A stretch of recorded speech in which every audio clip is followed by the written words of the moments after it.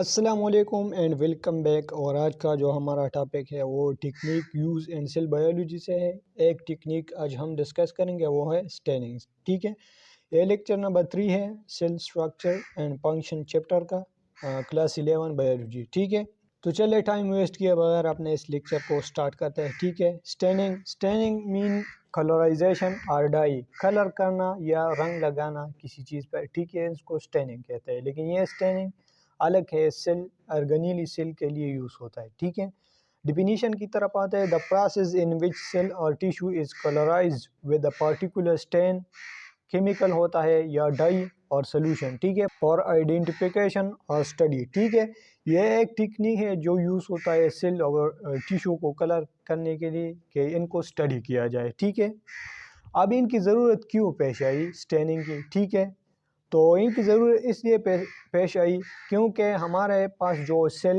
Organelle और बाज cell है ये ट्रांसपेरेंट होते हैं। ठीक है, कलरलेस होते हैं, तो इनकी स्टडी के लिए हम ये स्टेन यूज़ करते हैं कि इनको स्टेन किया जाए, कलर किया जाए, तो फिर ये वाज़ेह हो जाएगा, इनमें डिफरेंस आसान होगा, इनमें डिफरेंस फाइंड करना आसान होगा। ठीक है, तो इसलिए ये यूज़ होता है। ठीक है, अब आते हैं इनकी टाइप्स की तरफ। ठीक है, हमारे पास इनका जो पहला टाइप है वो सिंपल स्टेन है जिसमें सिंगल कलर यूज़ होता है। ठीक है, हमारे पास सेल हुआ, इन पर हमने डाई अप्लाई की, कलर स्टेन किया, तो माइटोकॉन्ड्रिया और आल जो न्यूक्लियस है, तमाम ऑर्गेनेली का सेल मेम्बर इनका कलर सेम है, तो इनमें पता नहीं चलता है कि ये माइटोकॉन्ड्रिया है, राइबोसोम है, न्यूक्लियस है। ठीक है, तो फिर हमारे पास दूसरा स्टेन यूज़ हुआ, दूसरा जो टाइप है डिफरेंशियल काउंटर स्टैंड। ठीक है, तो ये यूज़ हुआ। फर्स्ट स्टैंड इनमें यूज़ होता है प्रिंसिपल, इनमें more than one stand use होता है। ठीक है, दो हो सकते हैं, तीन हो सकते हैं। ठीक है, फर्स्ट स्टैंड जो यूज़ होता है डाई, तो इनको हम प्रिंसिपल स्टैंड कहेंगे, और सेकंड जो स्टैंड यूज़ होता है तो इनको हम काउंटर स्टैंड कहेंगे। ठीक है, अब इनका फ़ायदा यह है कि इनमें डिफरेंट कलर यूज़ होते हैं। तो फॉर एग्ज़ाम्पल हमने एक टिश्यू पर कलर अप्लाई किया, तो इन्होंने हमारे पास ये रिज़ल्ट दिया। मतलब प्लाज्मा में ब्रेन का अलग कलर होगा, मतलब ये माइटोकॉन्ड्रिया हुआ तो इनका अलग कलर है, मतलब ये राइबोसोम हुआ तो इनका अपना कलर, न्यूक्लियस का अपना कलर।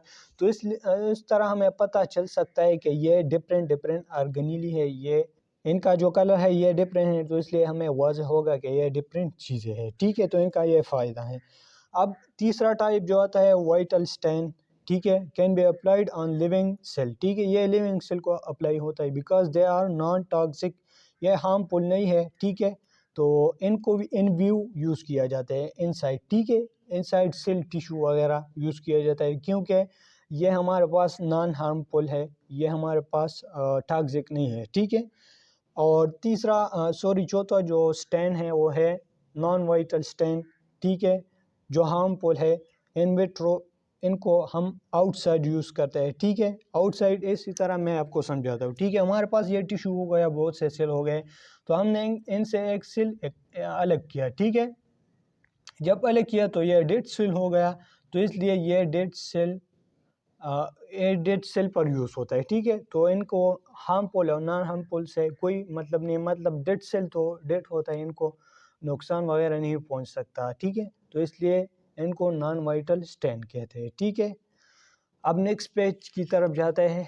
ठीक है, पांचवा जो टाइप है वो टेम्परेरी स्टेन है, stain which can be remove from tissue after use. ठीक है, हमने स्टेन किया तो फिर ये रिमूव होगा, मतलब ये परमानेंट नहीं है, आफ्टर वॉशिंग ये रिमूव हो सकता है। ठीक है, एग्जांपल इनका है आयोडीन सोल्यूशन, टेम्परेरी स्टेन है, ब्लू और ब्लैक इनका कलर है, और यूज पर स्टार्च कलरिंग। ठीक है, स्टार्च डाई स्टार्च स्टेन के लिए ये यूज़ होता है। ठीक है, अच्छा, 6 नंबर जो टाइप है वो परमानेंट स्टेन है। ठीक है, stain can not be remove from tissue after use, after washing ये हमारे पास रिमूव नहीं होता, ये परमानेंट स्टेन होता है। ठीक है, तो इनका जो एग्जांपल है हमारे पास methylene blue, blue in colour है ये, और यूज़ फॉर न्यूक्लियाई कलराइजेशन। ठीक है, अच्छा, दूसरा जो एग्जांपल है परमानेंट स्टेन का तो ये है फिलगंज स्टेन। ठीक है, रेड और पर्पल इन कलर है। ठीक है, और ये यूज़ होता है हमारे पास डीएनए और क्रोमोसोम की कलराइजेशन के लिए। ठीक है, अच्छा, आप इस तरह करें कि बुक में कुछ टेबल्स दिए गए हैं तो वो आप याद कर ले, ठीक है, उनसे एमसीक्यूज आ सकते हैं, ठीक है, ई टाइम डिकेट में और बाकी जो आपका बोर्ड का जो एग्ज़ाम है उनमें भी आ सकते हैं, तो इनको ज़रा देख ले, ठीक है, याद कर ले, ठीक है।